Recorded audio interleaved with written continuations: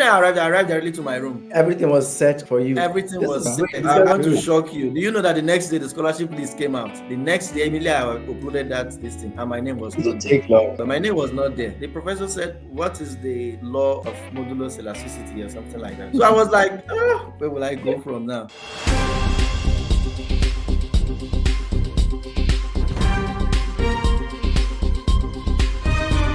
Please tell us about that scholarship. Now, in Europe, there are a lot of scholarships. People are not open to information. There are a lot of scholarships in Europe. You can access them from Nigeria. You can access them in Europe here. You know, sometimes you may not be lucky enough to get the scholarship from Nigeria. When you come here, it's available for you. You just have to apply. So for the scholarship, when I applied for the school, although I applied several schools, I applied Finland. Even in Finland, I got admission with HND. I got management engineering in Finland with my HND. We know Finland is more expensive, so I have to select. So you see, it even gives you opportunity to select because you have applied as many schools as possible. And then when the admissions come, you take your time and select the best out of them. I applied for the scholarship at first because the school I applied to, the scholarship call comes out first before the admission. Actually, I've already applied other schools. I've applied University of Pisa, University of Florence, University of Delemarke. I applied University of Trieste, University of Trento, University of Padua,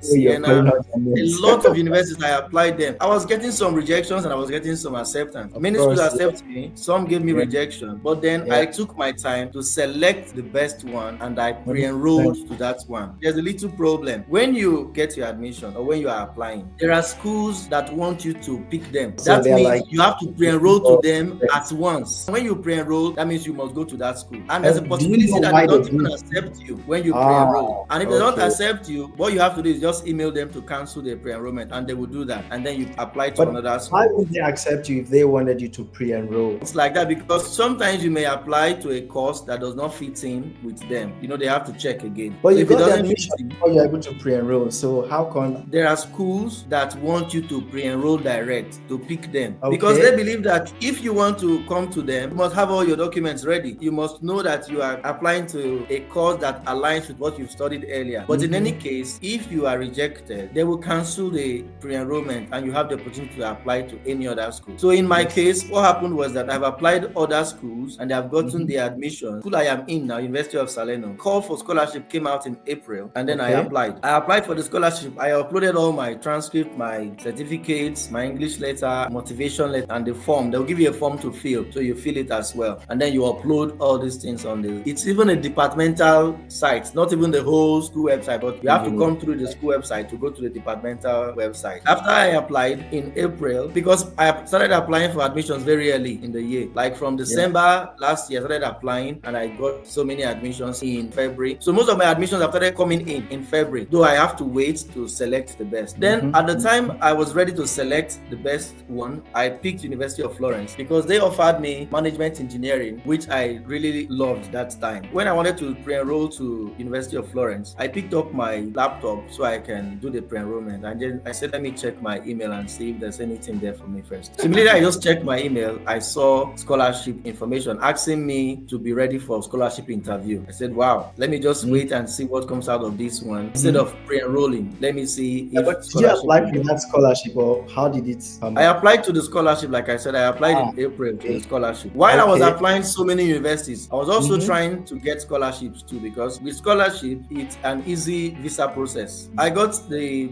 email in June to apply to be ready for the scholarship interview. So on the scholarship interview day, they most times use Teams for the meeting. So we joined and we were asked questions. You know, they didn't give us any topic to go and read and come. So you just be ready for anything. Before then, I called one of my friends and said, I have this opportunity for scholarship. What should I do? He said, okay, he had somebody who got a scholarship in that same school, but didn't take it. The person got a better scholarship in Russia and it went for Russia. I contacted the guy and he told me I should just be ready that the questions are random. But what I should do first is to pre-enroll to the school. That means I have to pick the school. That's the way the admission process works. So I have to pre-enroll to the school and forget other schools that have given me admission. In my mind, I felt like, okay, if it doesn't fall through, I'll just tell them to cancel and then I pick the other schools. Then I pre-enrolled to the school. The day of the interview, they came on. Though we came on the interview like we're a lot of people, not a lot, just like maybe 4 or 5. They had to to do the interview in batch. Let's say you just have to log in and then wait for them to call you. So I was called in and I saw the professor. I greeted them. You just have to put a smile on your face and be bold. Don't say you don't know anything. Give an idea. And that's what happened in my case, because if I can remember clearly, the professor said, what is the law of modular elasticity or something like that? So I was like, where will I go from now? But then when I heard elasticity, I remember that, okay, it deals with stress and strain, it deals with breaking point and yielding point. But what I said was, it deals with the yielding point and the breaking point of an elastic material. Then he said, okay, but it deals more with stress and strain. Then I said, yeah, that's okay. That's just it. Just say something. Don't say you don't know, because if you don't know, why are you applying for masters? I had to say something, and he said, okay, that I should go on and pre-enroll to the university. That means he's giving me like an assurance to go on and apply to the university. What other questions did they ask you? Another question I can remember is, what is the ranking of my school in Nigeria? How would you know that at that time? So I said, my school is ranked the 15th school in Nigeria. You have to say something. You don't care if they have to go and check or they don't have to go and check. But then at that time, you just have to say something. So if your school is the 15th school in Nigeria, then they find modulus of elasticity and the rest. So that's what they just asked me. And after that, the man asked me to go and pre-enroll to this. I told him I had already pre-enrolled to the school. He now said, okay, that he will check it now. So while on the interview, he was checking my file and said, we don't accept your English letter. It is not enough for us. We need you to get English certificate and send to us immediately. Then I said, okay, thank you. And we ended the interview. I had to tell the professor. I emailed him directly and I explained to him that in Nigeria, we speak English, and English is the official language, that I studied in English for all my undergraduate studies. It was in English. I also passed my English because we did use of English in class, and I passed my English. That he should check my transcripts. And I also got a link online that says the official language of Nigeria is English. I got the link online and I added to everything I typed to him. So I sent that mail, and then he replied me. Almost immediately he replied me. He said he understands what I am talking about, but in this case that there's a process and we have to follow it, that the school demands that every student that wants to apply should have a certificate of English proficiency. That I can easily get this thing online. So when I read that you can easily get it online, I begin to search online to see if there's any free English exam I could do quickly. I checked, IELTS was very high. It was around 260k at that time. And then TOEFL, the time of preparation, there's no time to prepare and the rest. So I was confused, but I saw Duolingo again. When you apply to Duolingo, you can do a lot of tests, a lot of practice tests on YouTube, or even on the Duolingo there, you do a lot of practice tests. So if you apply and you pay, they give you within 19 days to write your exam. If after the 19 days you do not write the exam, I think they may cancel it and then you have to pay again. But also, if you do the exam and you are caught cheating, they will flag you up 3 times. Or if they notice something that is not normal, because they use your camera, check you very well, they monitor you. They always advise you to use laptop. And then if you're using your laptop and your cursor goes away from the screen, so you have to make it full screen. If it is not full screen and your cursor goes away from the screen, they flag you off. So you have to prepare very well and just go for the exam. So I went on for the exam and I made it. I got a very good score. I got 130. I think the highest is 200 or 150. And then immediately the result came out, because the results usually come out 2 days after. I sent it to the professor direct and I uploaded it again on that university where I went to do my pre-enrollment. The professor replied immediately again and said, good, thanks. I want to shock you. Do you know that the next day the scholarship list came out? The next day, immediately I uploaded that listing and my name was not there. But my name was not there.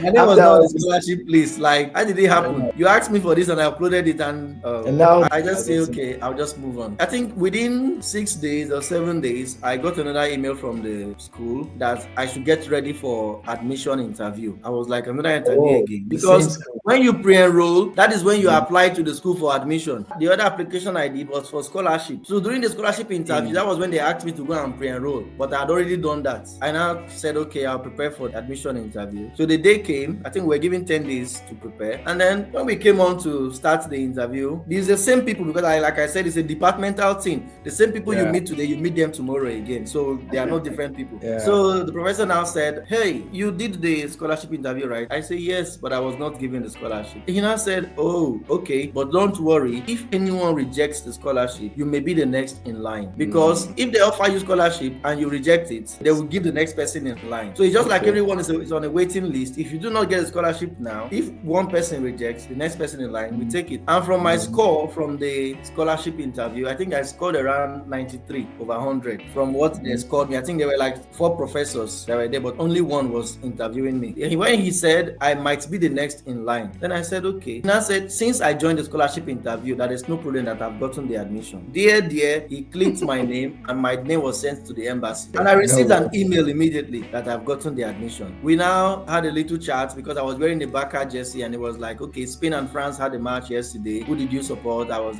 just a little chit chat. And then during the day, I just checked my email and I saw that I've gotten scholarship. Just like that. I just saw an email that says you have been granted UNISA Scholarship. The name of my scholarship is UNISA. That is the school scholarship, University of Salerno Scholarship. Okay. And they told me that what was sent to the embassy earlier will be revoked. And then they are going to update it with the scholarship details and send again. All those things were happening. I was just receiving emails. That was how they sent my pre-enrollment summary to the embassy. And then I printed it out and took it to the embassy again. That's how I got my scholarship. So you see that the scholarship interview is not just about do you have HND, do you have BSc? There's no discrimination there. Just give us again just a quick summary of the scholarship. Actually, the scholarship, it covers your feeding, your housing, and some tokens. They pay you. So you get paid some pocket money. Yeah, you get paid some pocket money. Actually, the scholarship is about 6,100 euros per year. And it's enough for your living expenses as a student. It covers your housing and then it covers your feeding because they feed you twice a day. The school has a canteen. When you arrive, you are going to download the app, and when you download the app, they are going to fund the app with part of that 6,100 euros because they're not giving you in hand. So actually, I heard that they were giving the whole money to the students, but then some students come and take the money and run away. So now they divide everything. They give you the house. You don't pay any money. When I arrived directly to my room. Everything was set for you. Everything was set. Because you don't even have to go through the stress of accommodation. It's a big hassle. You don't have to look for accommodation. You don't have to pay monthly. You just come and enter your room. You have your fridge, your bed. Just come with your bag. There's kitchen if you want to cook, and the school still feeds you. You just come and start living again. Not like you are coming to struggle in a no man's land, because that's the way people see that. How will I survive over there? How will I do this over there? But I don't have any glimpse of that. Like, I'm living well. I just go to the school, come back home, I go to the canteen, I eat. This is something I tell people a lot. They take the challenges faced by other people and they put it on their head, and it's like, okay, exactly. It's not the case. Everyone really has to find out what's going to work for them and believe that there are a lot more better options out there.